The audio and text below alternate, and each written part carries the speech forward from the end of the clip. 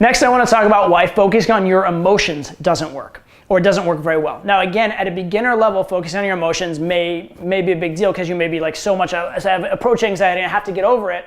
And so, in that context, yeah, you do need to get over it. But once you're at a point where at a baseline level, you can function around a girl, if you're thinking too much about your emotions, by definition, you're putting yourself inside your own head, right? The more time you spend, the more of your mental energy you spend thinking about your own emotions and putting yourself inside your own head means the less sort of RAM you have available to be paying attention to the girl, interpreting what she's putting out, adjusting, that kind of stuff. So by its very nature, it's limiting your capacity to be present with the girl, to be in the moment with the girl, to adjust, to connect with that girl. If you're too busy connecting with yourself, you can't be outside connecting with the girl. The other thing that's funny is a lot of guys, because they get so focused on their emotions as it is a game, you see this phenomenon of what I call chasing state, okay? Guys are like, I have to get in a good state in order to talk to girls, or my goal for the start of the night, I don't even pick up the girls, I just want to build momentum and get in state. I personally hate that. I will tell you right now that probably if I go out like truly trying to game, most times I will pull within the first 3 to 4 girls I talk to. Oftentimes the first one of the night, okay? If that's the case, and I'm going out cold after just having like worked for the day, I obviously am not relying on state to help me pull. I'm relying on something else. And how much better is it? Like let's say you see the hot girl at the start of the night. Do you want to be like, oh, I'm just going to use her as a warm-up and practice, and then at 4 a.m. when all the hot girls have gone home and you're finally in state, you're going to pull like the girl that like is lingering at the end of the night? That's not ideal. It's not optimal, right? But the problem is that thinking about state literally puts you in your head, right? Which puts you out of state. So thinking about state puts you out of state. The only way to actually correct state is through action. Right? It's kind of like there's this thing in your body, it's called an involuntary function. There are voluntary functions and involuntary functions. For example, making a fist is a voluntary function. I can make it and unmake it whenever I want. My heart beating is an involuntary function. I can't just make my heart stop beating right now.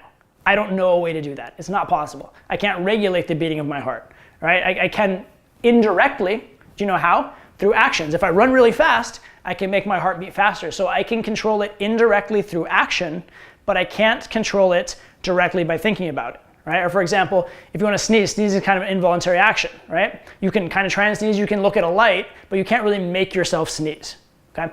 So there are voluntary and involuntary functions. And the thing is that being in state is an involuntary function. It's not something you can think your way into, but it is something that by taking the right action, you can kind of motivate it to happen.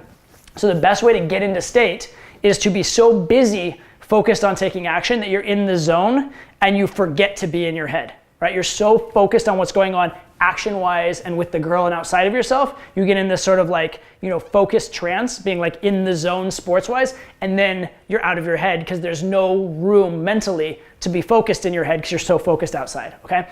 So that's what you're looking to do. You're looking to get into state, not through thinking your way into state. It doesn't work. You cannot think your way out of your head by definition. By definition, thinking puts you in your head.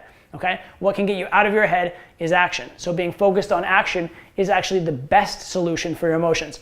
And even at a beginner level, I would say that's the best solution for your emotions. Because as much as you want to like ramp yourself up and try and get in a good state to go do the approach when you're nervous, the best thing to really do actually is just do it.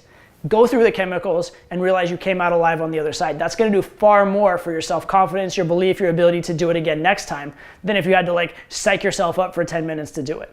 Okay?